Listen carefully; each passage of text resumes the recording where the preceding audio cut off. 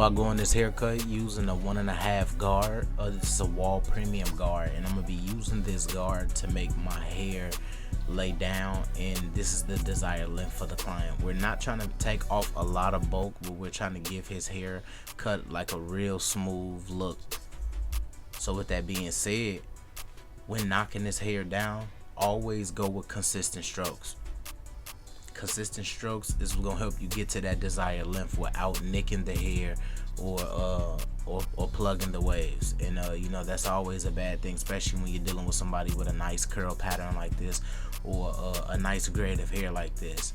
The wrong stroke could mess this haircut up and could mess the waves up.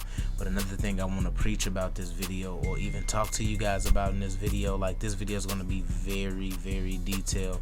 I had got a DM and somebody told me that I start to talk about more personal things than educate. So let me just switch it up for y'all. This video right here, I just go in with my Andis T outliners and I create my first ball line in the back and on the sides, and then I go in with my Andis Masters fully open, and I'm going up with like at least a finger's width, like a pinky's width. And with that being said, with this I'm actually gonna go a little bit higher.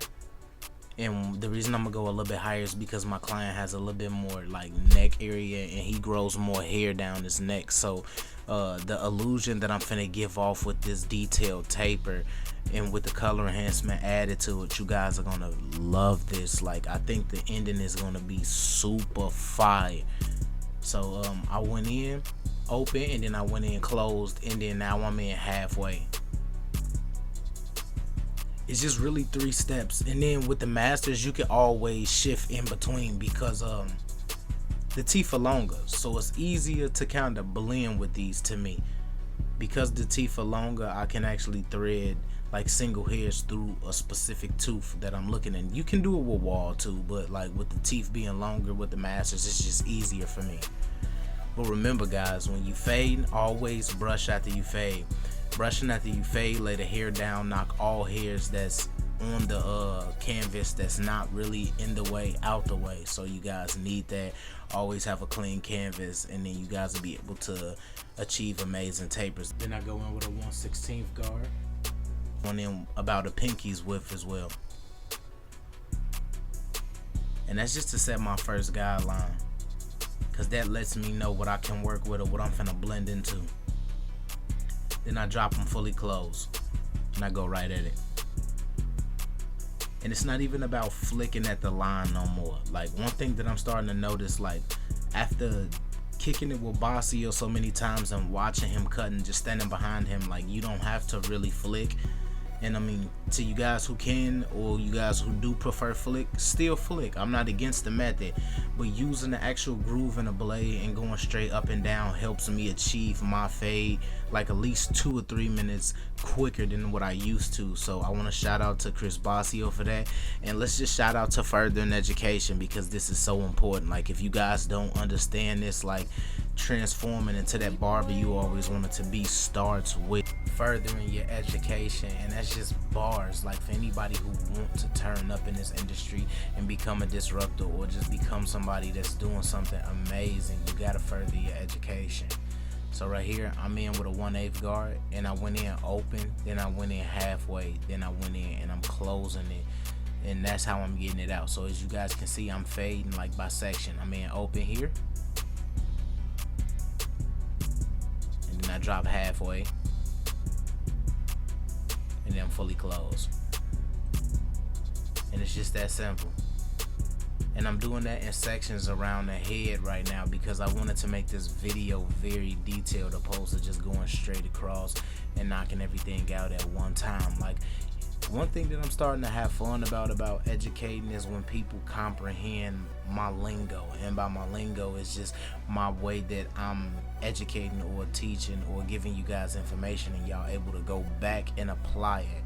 And when you guys are able to apply it and you send DM pictures to me, it's just so dope to watch some of you guys' growth over the amount of years. Like, I was in the game doing the same thing that you guys were doing beside a lot of you, and then, you know,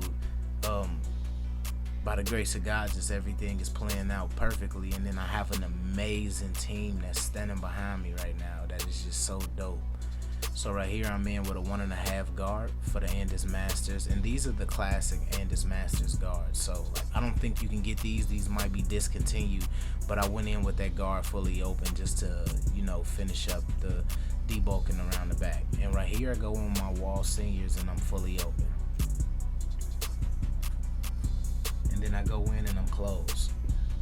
So I'm like nudging at this line because I kind of want it to be a ball taper, but not a too high ball taper, because he has this funny hair grade, and I feel like if I get too high with it, it's gonna look too crazy.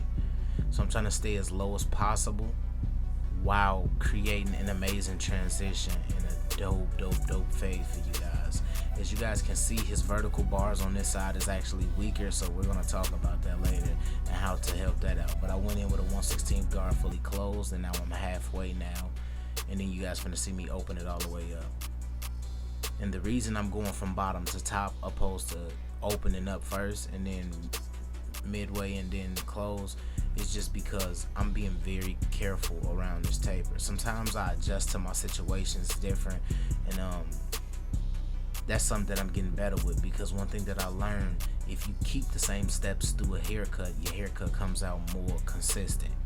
When you change up steps, sometimes you gotta overwork it, or sometimes it's gonna take a longer time for you to achieve it, and then sometimes it don't even come out exactly how you wanted it. So remember guys, just keep them same fade techniques. So right here I'm with a 1/8 guard, and that's fully open. And I go in halfway right here, and I'm just fading towards the side and the back of the ear, because that's always important, and then being fully closed here. And just really flicking at the line using the corner of the blades. That's always very important. The corner of the blade is so important. This helps you from not pushing your fade high, and this helps you to stay in a specific area to fade out that specific area. And then I'm in with a 1/16 guard, and I'm just flicking at this line as well, because I kinda gotta push the taper high. I'm slowly but surely gradually pushing my taper higher. And I'm getting it to my desired look. Like I'm having fun with this taper because it's a lot of lever play. It's a lot of lever play. But just remember guys, you guys gotta stay real consistent. Remember them guidelines. Brush one, fade one, and just that comfortability level. Like y'all do this. Like y'all work to do this. This is what we do. Like this is what we agreed to do when we decided to go to barber school, and when we decided to do this thing right here. This is what we do. Adapt, adjust, and overcome all our situations. And I'm telling y'all, y'all gonna be dominant, and y'all gonna be top dog, period. And by top dog, that's like an alpha male, like that's like an instinct. It's not about being arrogant or the best. That top dog feeling is when you feel like you performing at your best. You in GOAT mode. This is how you supposed to feel. This is the thrive. This is what I get from the game. Like I'm sorry that I'm rambling everywhere else, but this is what I get from the game. This is what I love about the game. I love adjusting. When I'm not comfortable, I'm gonna perform at best. Remember, a scared individual is the most dangerous individual. Bars. So everything right now with this lineup is just real consistent. My client kind of has like weaker vertical bars and like kind of like a softer lining in the front, but watch how we get it together with the Beam Team cordless compressor.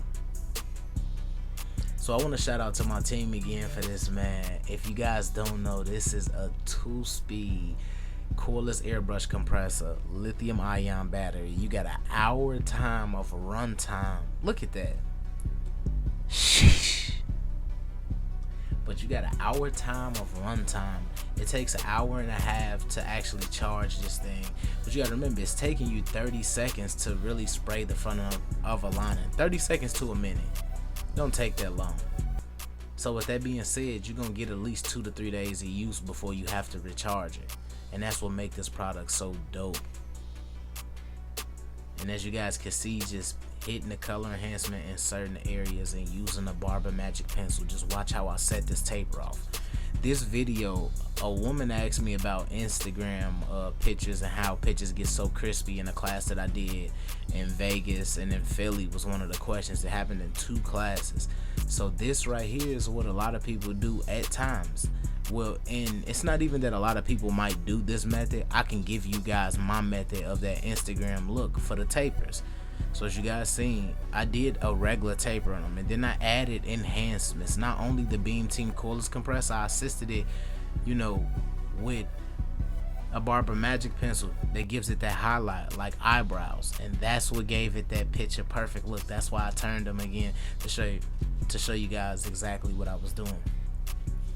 But I'm in the front of the lineup right here, and I'm just getting it together because my client has more of a difficult front lineup. Like it's not straight across because of the light spots, but I'm making it as straight as possible without destroying the front lineup. And that is very important for people who want to do these lineups and enhancing lineups. Remember, enhancements, we don't use them as a crutch. Enhancements are what they are. They're enhancements.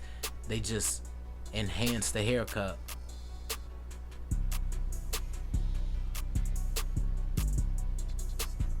So right here, I just go over and I just coast over the waves. We all know this is wave law. We ain't got to talk about this.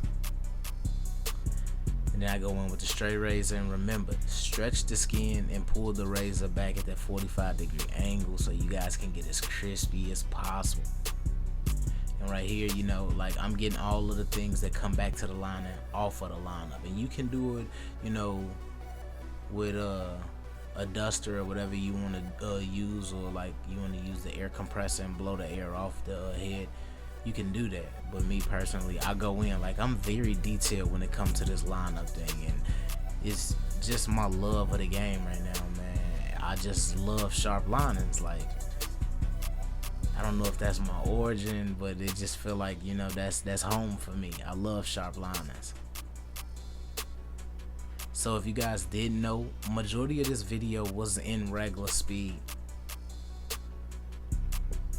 and this is just how you do a dope taper on some waves, using enhancements to get that picture perfect look. Look at that taper, golly. So I want to thank everybody who was able to sit through this video with me. And if you brand new to my channel, please like, share, and subscribe. And may God bless.